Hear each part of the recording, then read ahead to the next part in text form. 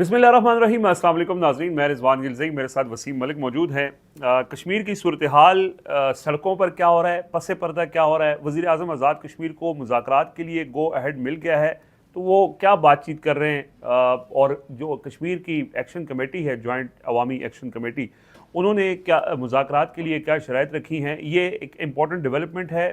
N उस दरमियान के जब लोग सड़कों के ऊपर हैं, लोगों को शदीद मुज़ाहमत के बावजूद भी लोग नहीं रुक रहे बहुत ज़्यादा, यानी रावला कोट में जो हुआ, कोटली में जो हुआ, और उसके बाद भी आज भी कश्मीर की सड़कों पर लोग निकले हुए हैं, एहतजाज जारी है। तो ताज़ा तरीन डेवलपमेंट अब तक की जो सूरत हाल पिछले 24 घंटों में हुई है, वसीम मलिक के पास बहुत सारी इन्फॉर्मेशन है, उसमें कुछ एक दो बड़ी एक्सक्लूसिव खबरें भी हैं इनके पास, वो हम डिस्कस करेंगे। मुजफ्फराबाद में हेलीकॉप्टर हादसा हुआ और शहादतें हुई हैं, इसके ऊपर भी बात करेंगे। एक अफसोसनाक वाक़या मरी के अंदर, मरी के रास्ते में पेश आया, उसके ऊपर बात करेंगे। और आज इस्लामाबाद में नेशनल इकनॉमिक काउंसिल का इजलास था, वज़ीर आला खैबर पख्तूनख्वा सुहेल आफरीदी ने उसमें शिरकत की है। काफ़ी तनकीद हो रही है और ये भी कहा जा रहा है कि शायद दोनों ने जो पहले फैसला किया था कि हम वफाक को NFC के अंदर अपना शेयर जो मांग रहा है वफाक, वो नहीं देंगे, कुछ लोग ये दावा कर रहे हैं कि देंगे।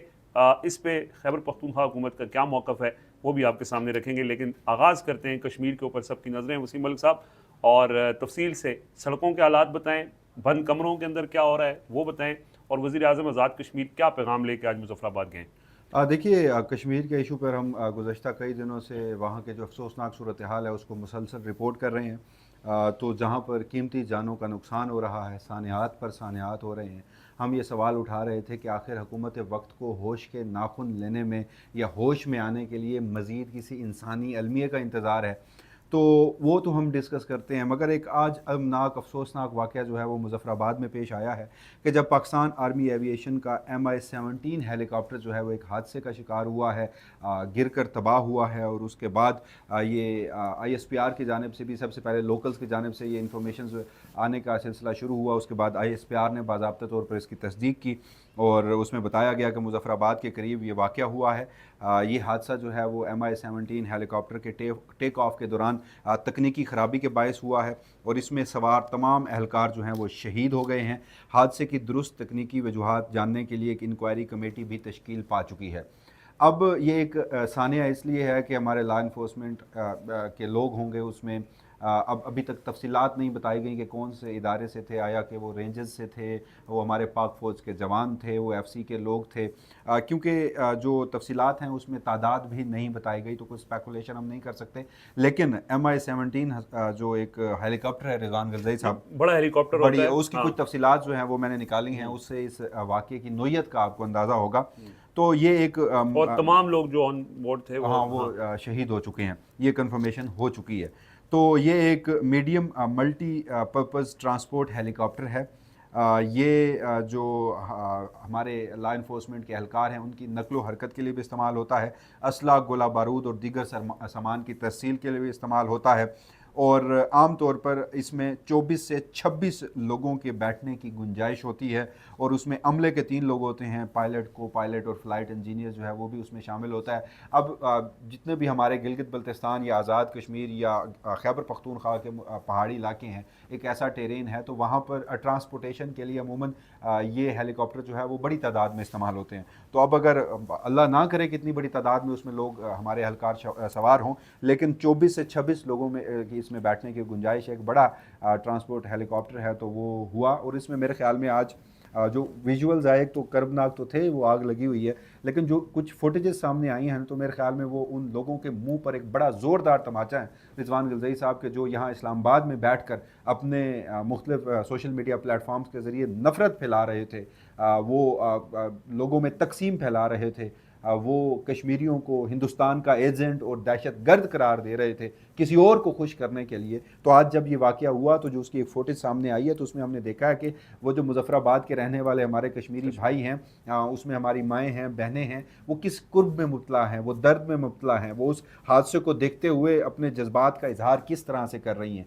तो वो जो एक तकसीम पैदा करने की कोशिश थी, मेरे ख्याल में वो जो विजुअल्स हैं वो उन सब के मुंह पर तमाचा है। तो बहरहाल ये एक अफसोसनाक सूरत हाल थी। और ये MI-17 अभी कुछ दिन पहले वो खैबर पख्तूनख्वा हुकूमत का यही MI-17 ही था, रेस्क्यू सर्विस के दौरान वो भी हादसे का शिकार हुआ था। कुछ अर्सा पहले एक और MI-17 जो है वो हालांकि ये महफूज हेलीकॉप्टर समझा जाता है। और जो आपने बात की कि इसके अंदर एक सीटिंग कैपेसिटी, चूँकि ये सामान की तरसील के लिए भी इस्तेमाल होता है, तो सीटें को बाकायदा होती नहीं है, वो साइड पे सीटें लगी होती हैं जिसमें 24 से 26 लोग बैठते हैं।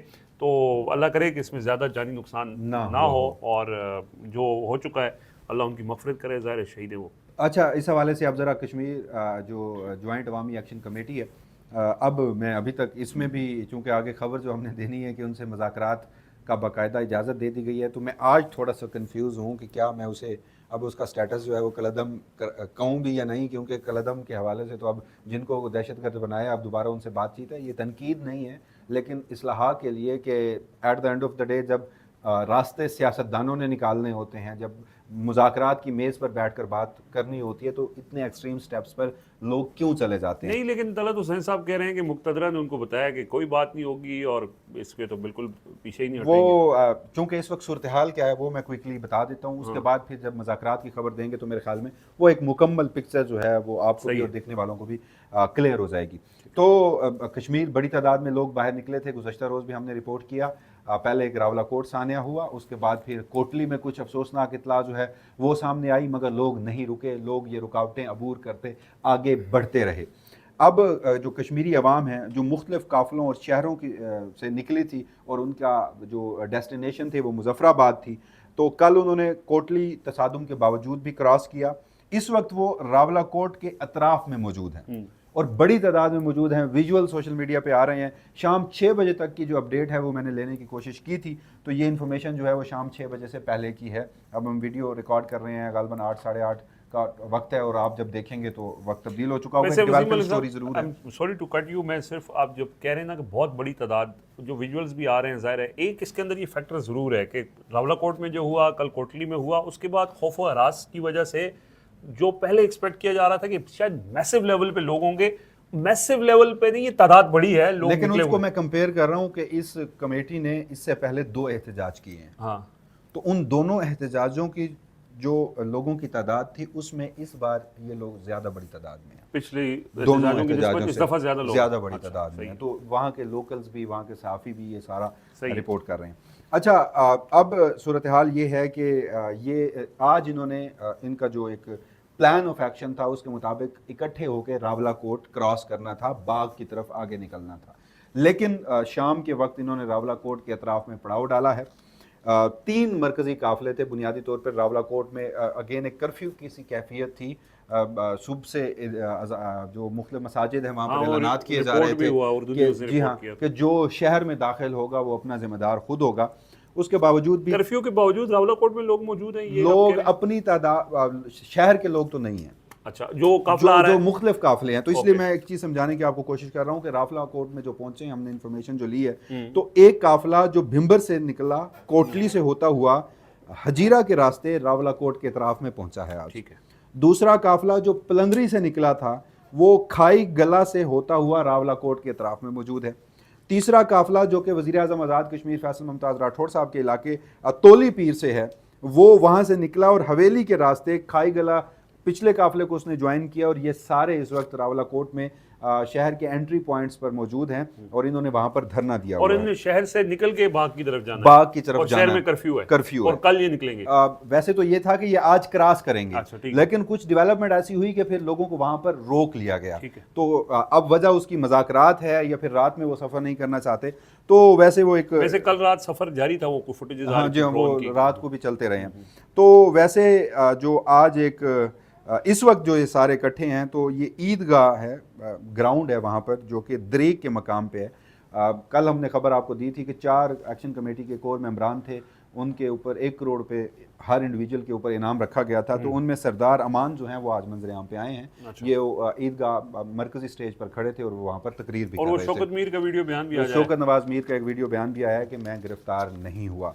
अब जो अहम इंफॉर्मेशन है, और अल्लाह करे ये इतला दुरुस्त हो, मुतादिद सोर्सेज से इसको कंफर्म करके ये हम ऑडियंस के सामने रख रहे हैं। वज़ीर आज़म आज़ाद कश्मीर फैसल मुमताज़ राठौड़ को जनाब इजाज़त मिली है और कहा गया है कि कोई मुज़ाकरात से रास्ता निकाला जाए। वज़ीर आज़म चीफ एग्जीक्यूटिव को इजाज़त मिली है? इजाज़त मैं आपको इसलिए कह रहा हूँ ना कि वो हम पहले रिपोर्ट कर चुके हैं कि वो तलत हुसैन साहब के प्रोग्राम में बाज़ाब्ता तौर पर उन्हें रोका भी गया था ना। हो सकता है जरदारी साहब ने इजाज़त जरदारी साहब ने दी है, बिलावल भुट्टो जरदारी साहब ने दी है, वज़ीर आज़म शहबाज शरीफ साहब ने दी है, या फिर ये लोग जिनसे इजाज़त लेते हैं उन्होंने दी है, व्हाट्सएवर मुज़ाकरात की इजाज़त मिली है। एक बड़ी मुस्बत पेशरफ्त है।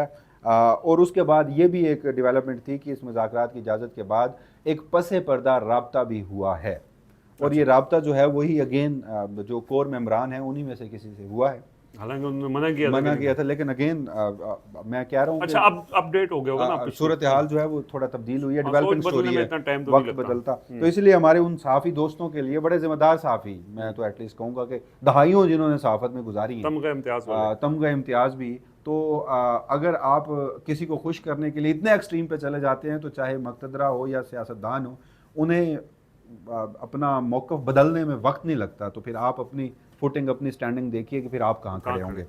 तो जनाब उनका राब्ता हुआ है और इतलात ये हैं कि एक्शन कमेटी ने पहली शर्त जो रखी है वो ये कि उनकी कलअदम करार दिए जाने वाला जो नोटिफिकेशन है वो वापस लिया जाए और उसके बाद मुज़ाकरात जो हैं वो होंगे। अच्छा। अब गालबन इतला ये है, लोग कयास ये कर रहे हैं कि पेशरफ्त पसे पर्दा है, इसी वजह से काफिलों को बाग एंट्री से भी रोका है और मुख्तलिफ एंट्री पॉइंट्स पर रोक दिया गया है और ईदगाह के ऊपर लोग बड़ी तादाद में मौजूद हैं। यानी वो कम्युनिकेशन इस्टेब्लिश हुई है तो आगे फिर कम्युनिकेट किया गया होगा कि अभी थोड़ा सा जी हाँ, तो उनको रोका गया। सही है। अच्छा, अब इस पे लेकिन ये क्यास है अभी, यानी क्योंकि ये तो कंफर्मेशन थी हमारे पास कि मुज़ाकरात के हवाले से गो थ्रू हुआ है, ग्रीन सिग्नल मिला है। ये कयास है कि इस वक्त वो रुके हैं, रात को सफर करते हैं या नहीं। अगेन डेवलपिंग स्टोरी है, लम्हा बलमा सूरत हाल तब्दील हो रही होती है। अच्छा, एक अनफॉर्चुनेट सी चीज़ है कि जब हम ये खबर दे रहे हैं तो मैं एक इंटरव्यू देख रहा था फैसल मुमताज़ राठौर साहब का, तो गालबन हमने वो गुज़श्ता प्रोग्राम में चलाया भी है, जिसमें वो कह रहे थे कि जब गुज़श्ता बार हमारे मुज़ाकरात टूटे थे तो दरमियान में 14 कीमती इंसानी जानों का नुकसान हुआ था। तो मैं ये चाहता हूँ कि इस बार वो ना हो और हम मुज़ाकरात की मेज़ पर बैठें। तो अब भी वो नुकसान हुआ है और अगर खुदा न खास्ता ये मुज़ाकरात नहीं होंगे तो मज़ीद नुकसान होगा, लेकिन आखिर में मुज़ाकरात करने पड़ेंगे। लोग घरों में जाकर नहीं बैठ जाएंगे, लोग बाहर निकलेंगे, उनकी तादाद पे आप डिबेट कर सकते हैं, लेकिन लेकिन रावला कोर्ट में जो हुआ उसके बाद तो यही था कि बस अब नॉर्मल हो गया। इससे पहले चूंकि इस निज़ाम के एक दो तजर्बात ऐसे थे कि इस तरह के इवेंट्स के फौरन बाद सूरत हाल 26 नवंबर रात 1 बजे डीचो खाली हो चुका, 13 अक्टूबर मुरीद के मतलब खाली हो गया, सुबह सफाई। लेकिन अब सूरत हाल ये है कि वो जो मुज़ाकरात 12 नशिस्तों पे टूटे थे ना, वो अब मेरे ख्याल में शुरू पहले यहाँ से होंगे कि ये जो मुज़ाहिरीन हैं जिनकी अमवात हुई हैं, इतलात ये हैं कि उनकी डेड बॉडीज़ भी सरकार की तहवील में हैं, तो पहले ये भी कहा जाएगा कि वो भी वापस हों। फिर ये डेड बॉडीज तहवील वाला नया एक, जी हाँ, अच्छा, ये भी होगा कि वो पहले वापस हों, फिर मुज़ाहिरीन की अमवात पर FIR के इंदराज का मुतालबा भी होगा, फिर ये भी होगा कि रेंजर्स का हसार ख़त्म किया जाए, फिर सानिया रावला कोर्ट की जुडिशल तहकीकात भी होंगी। तो अब वो उन 12 नशिस्तों तक पहुँचने के लिए आपको पहले बहुत सारी हर्डल्स को क्रॉस करना पड़ेगा। तो जितना आप ताखीर करते रहेंगे तो आपको मजीद हर्डल्स को क्रॉस करना पड़ेगा। तो ये एक इंतहाई खुशाइंद है, इसी दुआ और इसी उम्मीद के साथ कि फ्रीकैन के दरमियान कोई हल जो है वो निकले ताकि मामला जो है वो आगे बढ़ें। तो ये बहरहाल एक पॉजिटिव डेवलपमेंट जो आज के रोज सामने आई है और दुआ यही है कि अल्लाह करे वो परवेल हो। दोनों फ्रीकैन को अगर थोड़ा सा दूसरों को दूसरी साइड को भी पीछे हटना, जी हाँ, पड़ रहा है, नुकसान जानी नुकसान नहीं होना चाहिए। इंसानी अलमी का अगर कोई इंतजार कर रहा है तो उससे ज्यादा बेहिस इंसान इस दुनिया में और कोई नहीं हो सकता। मरी से जनाब एक इत्तला है, अफसोसनाक खबर है, वो ये कि एक सियाहों की गाड़ी थी जो टोयोटा हायरोफ बड़ी एक गाड़ी होती है जिसमें 24-25 लोग बैठते हैं। ये गुज़श्ता रात 2 बजे मुल्तान से निकली है और ये मरी आई है। एक ही ख़ानदान के इसमें बेशतर लोग थे और मरी एक्सप्रेस वे पर खजट एक जगह है, वहाँ पर चूँकि आपने देखा होगा जितने लोगों ने भी मरी एक्सप्रेस वे पर ट्रैवल किया है तो आपके लेफ़्ट अगर आप जा रहे हैं राइट लेफ़्ट साइड पे ना एक तो दीवार होती है और उस दीवार के साथ ही एक वो पतला सा नाला टाइप बना होता है जो पानी की गुजरगाह होती है। तो ओवर स्पीडिंग वजह बताई जा रही है जिसके बायस वो उस तरफ गिरी है, दीवार के साथ लगी है। और जो अनफॉर्चुनेटली दीवार के साथ लगने वाला हिस्सा था वो ये था कि जो नीचे पीछे पैसेंजर्स का बड़ा गेट होता है वो गेट ब्लॉक हुआ, लेफ्ट साइड पे वो, जी हाँ, इंजन में आग लगी है और उसके बुनियाद पर लोग बाहर नहीं निकल सके। इस वक्त जो है वो 10 अमवात कन्फर्म की जा रही हैं। 13 लोग शदीद ज़ख्मी हैं, उनमें 10 बच्चे भी हैं। ये अगेन एक अफसोसनाक वाक़या था कि जब आप ऐसी सूरत हाल में सैर व तफरीह के लिए निकलते हैं, एक तो गवर्नमेंट की ऐसे जो भी डेवलप्ड कंट्रीज़ हैं वहाँ पर तो रेस्क्यू रिलीफ ऑपरेशन जो है वो बड़ी जल्दी होता है और ऐसे आसानियात नहीं आते, लेकिन पाकिस्तान जैसे मुल्क में ऑब्वियस है कि आपको अपनी हिफाजत आप करनी पड़ेगी, तो ओवर स्पीडिंग और इस तरह के वाक़यात से और स्पीडिंग भी है। फिर ये जो ये गाड़ियाँ हैं इनमें इमरजेंसी एग्जिट का भी एक बड़ा प्रॉब्लम बहुत होता है, प्रॉब्लम होता क्योंकि है। अगर वो देखें ना लेफ्ट साइड पे वो दरवाज़ा नहीं खुल सका, अगर कोई इमरजेंसी, वो शीशे बंद होते हैं, ये जो हाई रूफ आजकल ये जो आई हुई है, तो इसमें यानी ये भी होना चाहिए कि एटलीस्ट वो गाड़ियों के अंदर वो हथौड़ा टाइप होता है कि शीशा तोड़ के लोग बाहर निकल सकते हैं। तो अगेन ये गवर्नमेंट को इसको इन्फोर्स करना है, गवर्नमेंट ज़ाहिर है। चलें अब सियासी मामलात की तरफ थोड़ा सा बढ़ते हैं। मुझे ये बताएं, मैंने आपको कश्मीर की सूरत हाल तो बता दी, ये कौमी इक़्तिसादी कौंसल का आज इजलास था, सुहेल आफरीदी साहब इसमें शरीक हुए हैं। वैसे तमाम सूबाई वज़राए आला शरीक हुए हैं। मरीम नवाज शरीफ साहिबा के हवाले से कहा गया है कि उनकी तबीयत नासाज अलील है है, वो। अलील हैं, उनकी जगह जो वहाँ पर एग्जैक्टली वो एक दूसरी होता है मरीम ना साहिबा। डेप्यूटी CM मरीम साहिबा, दूसरी मरीम साहिबा, पूरा नाम उनका क्या है वैसे? मरियम औरंगजेब साहिबा। मरियम औरंगजेब साहिबा, वो वहाँ पर आज शरीक हुई हैं। तनकीद हो रही है सुहेल आफरीदी साहब के ऊपर। दो सवालात हैं, एक तो क्या उन्हें इस इजलास में शरीक होना चाहिए था, क्योंकि मुझे याद है PTI के अपने लोग ही जब अली अमीन गंडापुर साहब ऐसे इजलासों में शरीक होते थे तो उन पर बड़ी तनकीद किया करते थे और कहते थे कि इमरान खान किस हालत में है और ये शख्स वफाक के साथ जाकर मिल बैठा है। मेरी अपनी ज़ाती राय में उस वक्त अली अमीन साहब भी कोई गलत नहीं कर रहे थे। सूबे का मामला है, सूबा चलाना है। मैं बार बार कह रहा हूँ, या तो आप सिस्टम से निकल जाइए, तमाम पार्लिमानी सिस्टम से, और आप मजामत कीजिए, या सिस्टम के अंदर रहना है तो फिर उन 4.5 करोड़ लोगों का तो कोई कसूर नहीं जिनके आप चीफ एग्जेक्टिव हैं। बहरहाल आज वो मिले, उन पर तनकीद हो रही है। इतलात ये हैं कि उन्होंने पहले मुज़म्मिल असलम साहब ने और ख़ुद वज़ीर आला साहब ने कहा कि ये जो वफाक को एक्स्ट्रा पैसे चाहिए, NFC को आप नहीं छेड़ रहे, 28वीं तरमीम नहीं कर रहे, बजट के मामले पर कोई 1700 अरब रुपए का कोई है, तो वो सूबों को कहेंगे कि वो अपने डेवलपमेंटल फ़ंड को कट लगा कर आपको पैसे देंगे। तो मुज़म्मिल असलम साहब ने भी कहा कि ये इमरान खान साहब से मुलाकात से मशरूत है, वो इजाज़त देंगे तो हम करेंगे। सुहेल आफरीदी साहब ने भी यही बातें की। फिर आज जब वो इजलास से बाहर निकले तो उन्होंने कहा कि पंजाब ने अपना 700 अरब दे दिया है, सिंध ने 250 अरब दे दिया है, बलूचिस्तान को कुछ नहीं लिया गया और KPK ने भी अपना कुछ नहीं दिया। अब जो इतलात सामने आ रही हैं क्विकली वो मैं आपके सामने रख दूँ। सूबों का तरक्याती बजट जो है वो 1920 अरब रुपए टोटल कम किया गया है। पंजाब में सबसे ज़्यादा कटौती हुई है और तकरीबन कोई 50% कटौती जो है वो हुई है जनाब, और उसमें 701 अरब रुपए पंजाब ने दिए हैं। 1450 में से 749 अरब रुपए इस साल पंजाब का तरक्याती फ़ंड होगा। सिंध के बजट में 110 अरब रुपए की कमी हुई है, 816 अरब से 706 अरब तक चला गया है। KP के हवाले से अब ये क्लेम किया जा रहा है कि जनाब उन्होंने भी 109 अरब रुपए की कमी की है, 564 अरब से 1455 अरब रुपए तक वो लेके गए हैं। बलूचिस्तान का हिस्सा बरकरार है।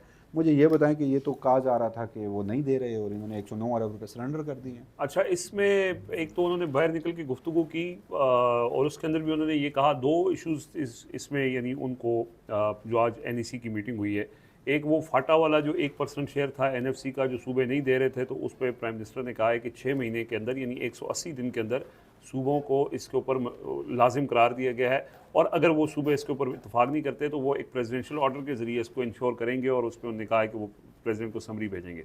दूसरा, ये जो मुज़म्मिल असलम ने बाहर कैटेगोरिकली ये कहा, ये जो 110 अरब रुपए वाला मामला है कि 110 अरब रुपए उन्होंने देने का फैसला किया है, इसमें वो जो गुफ्तगू कर रहे थे उसके अंदर यानी ये जो ये कोई टेक्निकल बात है, इसको यानी उस तरह से मैं भी नहीं समझ सका हूँ। लेकिन जैसे ही आपने कहा कि ये खबर सामने आई और सोशल मीडिया पे बहुत सारे लोग इसको कह भी रहे थे कि मुज़म्मिल असलम ने बाहर ये बात की है कि हम अपना शेयर नहीं दे रहे, और कल हमने खबर भी दी थी कि मौलाना के साथ मुलाकात में भी उन्होंने काम नहीं दे रहे।